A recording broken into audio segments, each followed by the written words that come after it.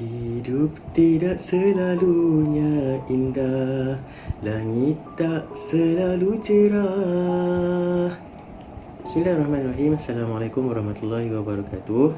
Alhamdulillah, syukur kita kepada Allah Subhanahu wa taala atas segala limpah rahmat kurniaannya. Dapat sama-sama kita meneruskan kehidupan di waktu ini, alhamdulillah.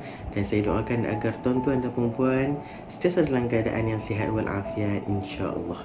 Jadi bersama saya Ustaz Rohisham bin Abidin selama 10 minit insya-Allah dalam perkongsian tazkirah bersama saya.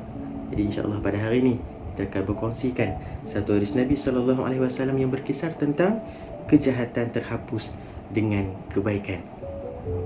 Yang mana satu hadis Nabi SAW an Abi Zarrin radhiyallahu anhu an Nabi SAW qala ittaqillaha haitsuma kunta wa atbi'is sayyi'ata al-hasanata tamhuha wa khaliqin nasa bi khuluqin hasanin.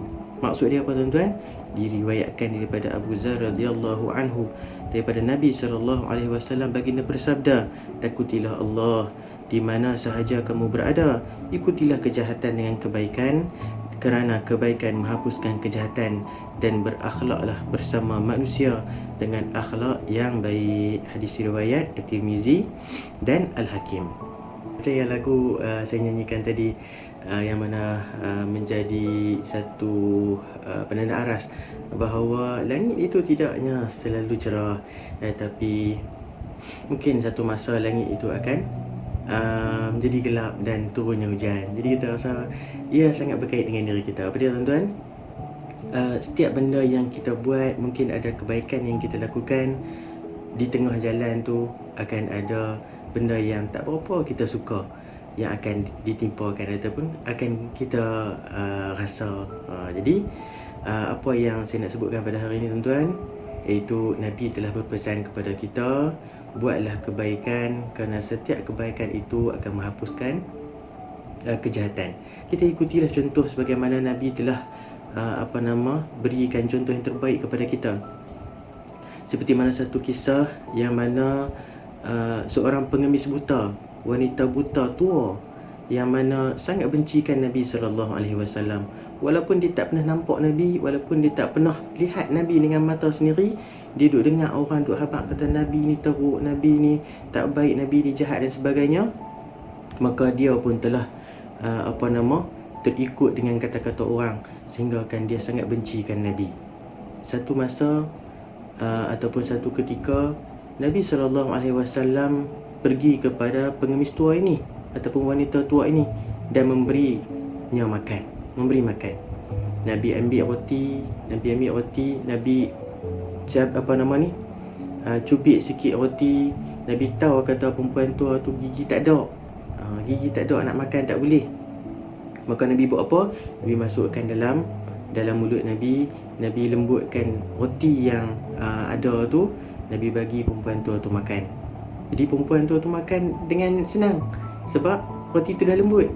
Begitulah sehari-hari, begitulah sampailah satu masa Nabi dipanggil oleh Allah Subhanahu wa taala, Nabi wafat.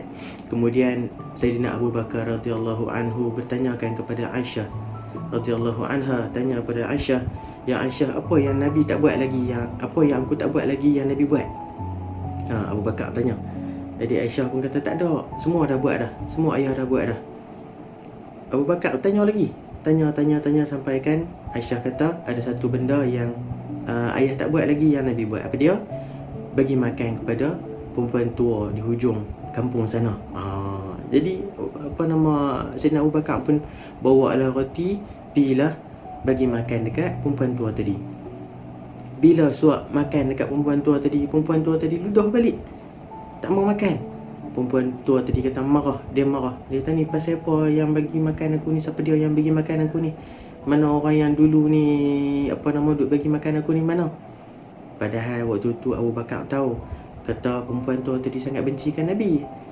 Kalau dengar nama Nabi Muhammad saja, perempuan tua tu akan mengherdik dan menghina Nabi. Jadi Sayyidina Abu Bakar tak mahu nak sebut.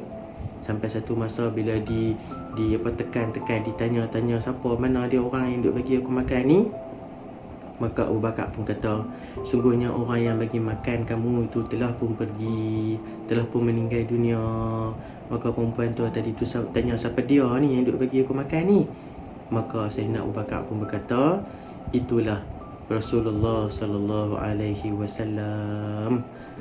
Bila dengar nama Rasulullah disebut, maka perempuan tu tadi pun menangis.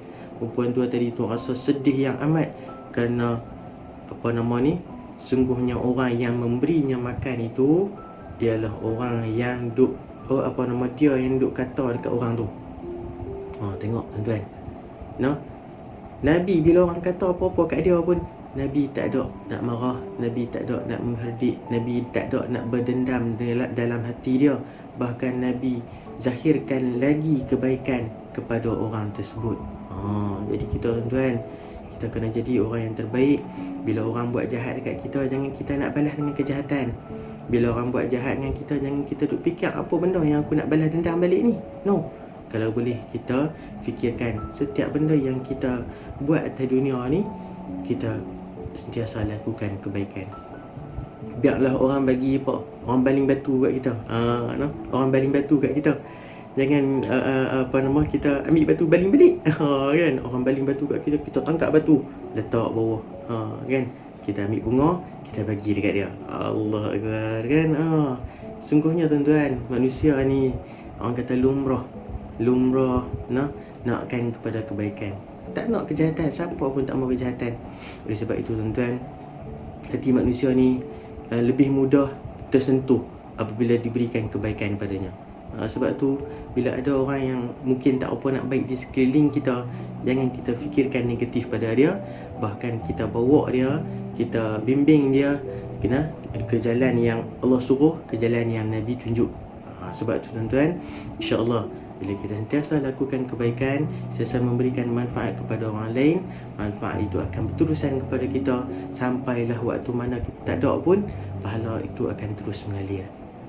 Jadi jangan menyesal ataupun jangan duk rasa rugi bila buat kebaikan ni. Jangan duk rasa macam tak ada pun orang nak bagi balas kebaikan dekat aku yang aku buat. Kita duk fikir kata bila bagi RM1 dapat balik RM10 time tu. Kita sedekah RM10. Duk tunggu bila nak dapat balik RM10 ni. Duk tunggu, aduh bila nak dapat RM10 ni. Tak ada. No tuan-tuan, jangan diingat lagi tu. Sungguhnya mungkin Allah nak bagi ataupun nak balas balik kebaikan yang kita buat itu melalui cara yang lain. Mungkin dengan dengan anak yang soleh, anak yang mendengar kata, hidup yang berkat, kehidupan yang tenang, bahagia, rumah tangga yang bahagia. Itu yang kita harapkan. Sebab tu tuan-tuan, insya-Allah selagi mana hayat kita di kandungan badan, selagi itu kita cuba untuk melakukan kebaikan. Jadi sekarang itu saja. Jangan lupa komen, like dan share. Dan jangan lupa subscribe channel Rohisham Abidin. Kita jumpa lagi. Wallahu ta'ala alam. Aqulu qawli hadza wa astaghfirullahal azim li wa lakum. Assalamualaikum warahmatullahi wabarakatuh.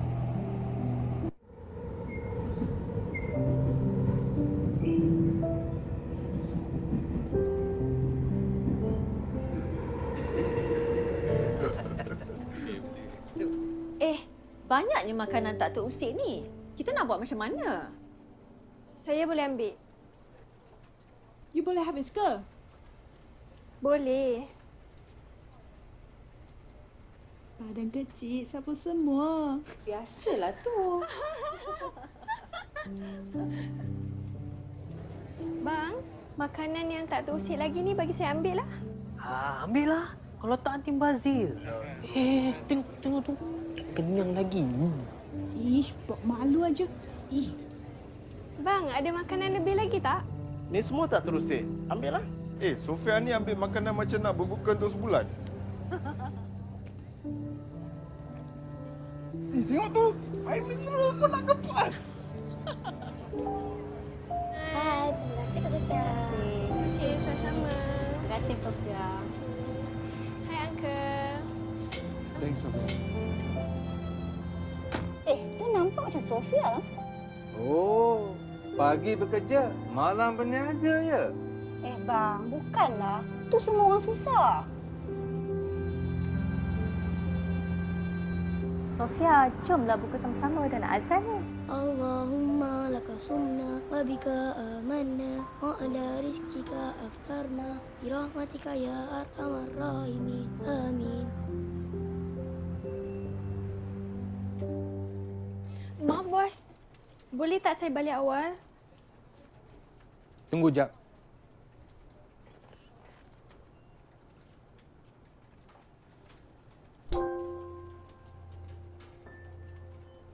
Sumbangan saya untuk yang memerlukan. Maaf, Sofia. Sofia, maafkan kami.